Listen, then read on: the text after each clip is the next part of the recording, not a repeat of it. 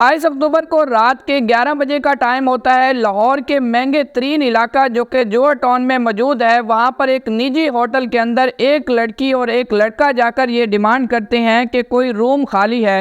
इसके बाद तमाम फॉर्मेलिटीज़ मुकम्मल करने के बाद इन्हें 701 नंबर रूम अलॉट कर दिया जाता है। पूरी रात इसी रूम में गुजारते हैं, यानी कि 29 की रात जो है ये इसी रूम के अंदर गुजारते हैं। जब दिन के सुबह 10 बजते हैं तो 10 बजे के करीब का टाइम होता है कि एक वर्कर जो है वो गैलरी में सफाई कर रहा था इसी 701 नंबर रूम के सामने, तो उसे चीखने की आवाज़ सुनाई देती है। वर्कर क्या देखता है कि इस कमरे से जो है वो एक लड़की निकलती है और वो सीढ़ियों से उतरकर भागकर इस होटल से बाहर चली जाती है और उसके बाद इस कमरे से जोर जोर की चीखने की आवाज़ें आ रही होती है। फौरी तौर पे अपना काम छोड़ता है और इस रूम नंबर 701 में चला जाता है और वहां पर जाकर क्या देखता है कि एक लड़का जो है वो खून में लथपथ हुआ पड़ा है। जिस्म का प्राइवेट हिस्सा जो है वो अलग होकर जिस्म से दूसरी जगह पड़ा हुआ है। और उसके बाद ये वहीं पर खड़ा होकर जो है वो मैनेजर को कॉल करके ये सारी तफसील बताता है। इसके बाद मैनेजर भी वहां पर पहुंच जाता है और उसके बाद 1122 पे कॉल करके इतला दी जाती है और उसके बाद यही कॉल जो है वो 15 को भी कॉल करके इतला दी जाती है, जिसके बाद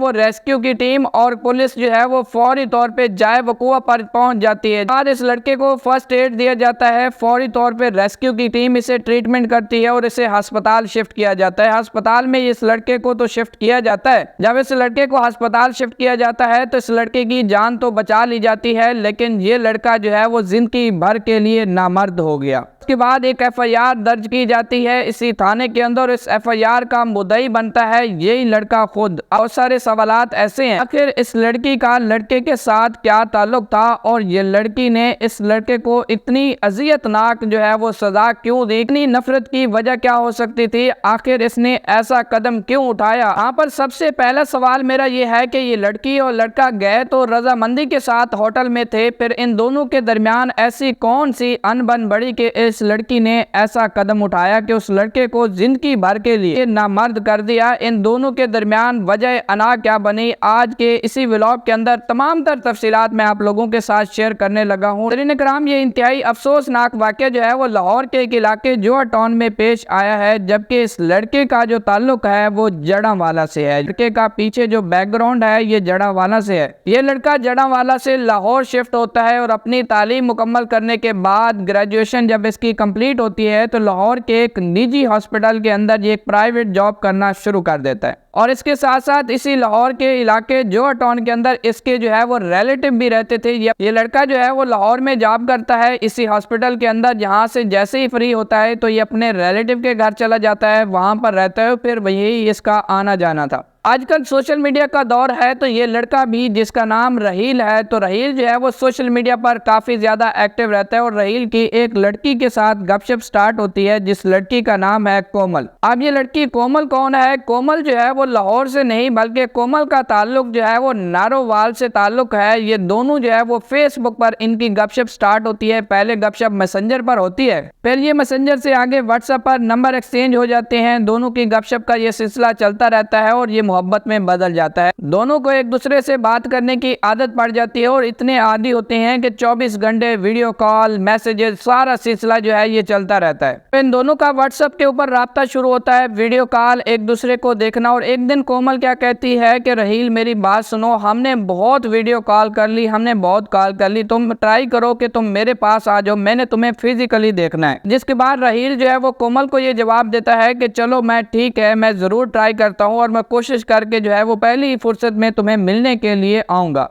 अब रहील जो है वो कोमल के कहने के ऊपर जो है वो अस्पताल में छुट्टी के लिए अप्लाई करता है, लेकिन रहील को जो है वो छुट्टी नहीं मिलती। इसी तरह रहील जो है वो 1-2 महीने जो है वो और मजीद गुजारता है। रहील साहब एक प्राइवेट क्लिनिक के अंदर जॉब करता था, तो जब भी छुट्टी के लिए अप्लाई करता था तो उसे छुट्टी नहीं मिलती थी। इसी वजह से रहील जो है वो आगे आगे बात को जो है वो टालता रहता था और वक्त गुजर रहा था। दोनों एक दूसरे के दरमियान अच्छा वक्त गुजार रहे थे, दोनों की अंडरस्टैंडिंग भी काफी अच्छी हो चुकी थी। एक दिन क्या होता है कि 28 अक्टूबर सुबह 10 बजे का टाइम होता है। कोमल जो है वो सुबह 10 बजे रहील को कॉल करके ये बताती है कि रहील तुम मेरे से मिलने के लिए नारोवाल तो नहीं आए, लेकिन मैं लाहौर आ गई हूँ, मैं इस टाइम बस स्टॉप पर खड़ी हूँ, तुम आओ और मुझे ले जाओ। ये बात सुनने के बाद राहील हक्का बक्का और राहील पूछता है कि तुम कहीं झूठ तो नहीं बोल रही। तो कोमल आगे से कहती है कि भला मैं क्यों झूठ बोलूंगी, तुम आके जो है वो बस स्टॉप पर देख लो। राहील जो है वो फौरी फौर मोटरसाइकिल पर बैठता है और सीधा जो है वो बस स्टेशन की तरफ चल पड़ता है और बस स्टेशन पे जाके देखता है कि वाकई ही वहां पर खड़ी होती है कोमल। इसके बाद राहील जो है वो कोमल को वहां से पिक करता है। दोनों जो है वो खूब जो है टाउन के इलाके में घूमते फिरते हैं, खाना खाते हैं और सारा दिन गुजारते हैं। राहील की जो ड्यूटी का सिलसिला था, तो राहील की ड्यूटी कभी नाइट होती थी तो कभी डे होती थी। ये राहील की ड्यूटी जो है वो शिफ्ट होती रहती थी और इन्हीं दौरान इसी दिन के अंदर जब कोमल इसके पास आती है तो राहील की जो ड्यूटी थी वो नाइट शिफ्ट में चल रही थी। अब राहील की जो ड्यूटी की शिफ्ट स्टार्ट होती थी वो 10 बजे स्टार्ट होती थी। तो राहील जो है वो सारा दिन गुजारने के बाद जब रात होती है तो ये दोनों होटल ढूंढने लग जाते हैं। जैसे रात होने लगती है तो उसके बाद ये दोनों जो है वो रात को रुकने के लिए होटल ढूंढने लग जाते हैं, क्योंकि राहील खुद भी अपने रिलेटिव के घर रहता था और उसके बाद ये लड़की को अपने रिलेटिव के घर कैसे ले जाता।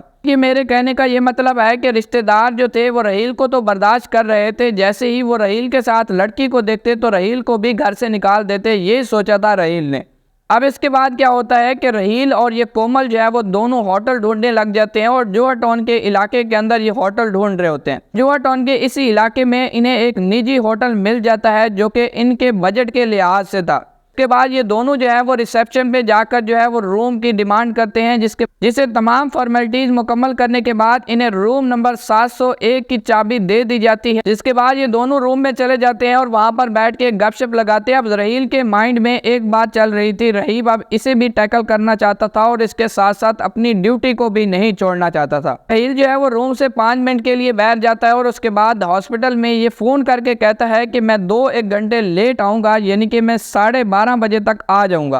तो अस्पताल वाले कहते हैं कि चलो ठीक है, ओके। अब राहील जो है वो यहाँ पर बैठता है, गपशप लगाते हैं और उसके बाद कोमल को ये बताता है कि मैंने ड्यूटी पर जाना है, अब मजीद मुझे छुट्टी नहीं मिल सकती, मैं सुबह 10 बजे आ जाऊंगा तुम्हारे पास। कोमल से रजामंदी लेता है और ये वहाँ से चुपके से निकलता है और अस्पताल चला जाता है। वहाँ पर सारी रात जो है वो ड्यूटी करता रहता है और घड़ी को साथ साथ देखता रहता है कि कब मेरी ड्यूटी का टाइम खत्म हो और कब मैं दोबारा जाके कोमल के साथ बैठूं और गपशप लगाऊं। और उसके बाद जैसे ही 10 बजते हैं, राहील की ड्यूटी का टाइम होता है खत्म, तो उसके बाद राहील जो है वो भागा भागा कोमल की तरफ आता है और वहां पे होटल में आ जाता है। जैसे ही होटल में आता है तो सीधा सीढ़ियों से भागता भागता चढ़ता है रूम की जानिब। सीढ़ियों से भागता हुआ रूम नंबर 701 में जब दाखिल होता है तो उसके बाद कोमल जो थी वो राहील का इंतजार कर रही थी। जैसे राहील कोमल के पास पहुंचता है तो उसके बाद ये सारा वाकया पेश आता है जो मैं इंट्रो में आपको तफसीलन बता चुका हूं। अब इन दोनों के दरमियान अनबन क्या होती है, बात क्या होती है, वो सारी FIR के अंदर लिखी हुई है, लेकिन यहाँ पर मैं मुख्तसर जो है वो आपको ढके छुपे अल्फाज के अंदर बताऊंगा। बात इतनी घटिया है और इतनी पॉलिसीज के खिलाफ है कि हम इसे खुलकर नहीं बता सकते, लेकिन ढके छुपे अल्फाज के अंदर बताऊंगा और आपने सारी बात समझ जानी है। अगर आपको मजीद भी मेरी बात समझ नहीं आती तो उसके बाद आपने क्या करना है कि ये FIR को पढ़ लेना है, जिसके बाद आपको सारी बात तफसीलन समझ आ जाएगी।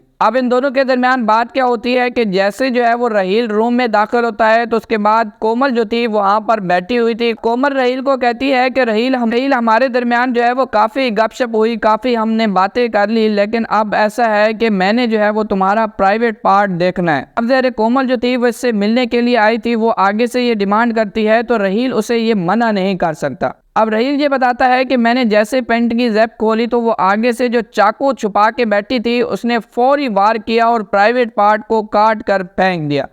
जिसके बाद ये कोमल नाम की लड़की जो है वो वहाँ से रूम नंबर 701 से निकलती है और जल्दी से सीढ़ियाँ उतरकर वहाँ से फरार हो जाती है। ये था सारा वाक़या, जिसके बाद जो है वो रेस्क्यू की टीम को बुलाया जाता है, पुलिस आती है और उसके बाद इसको अस्पताल शिफ्ट किया जाता है, इसका इलाज कराया जाता है। राहील जो है वो मुकम्मल तौर पर नामर्द हो चुका है और उसके बाद एक FIR दर्ज की जाती है और ये FIR जो दर्ज होती है वो नामजद FIR दर्ज की जाती है कोमल नाम की लड़की के खिलाफ। अब जिसके बाद पुलिस जो है वो कार्रवाई करना शुरू करती है और पुलिस जो है वो इस कोमल नाम की लड़की को ट्रेस कर रही है, लेकिन अभी तक जो कोमल नाम की ये लड़की है वो पुलिस की गिरफ्त से फरार है।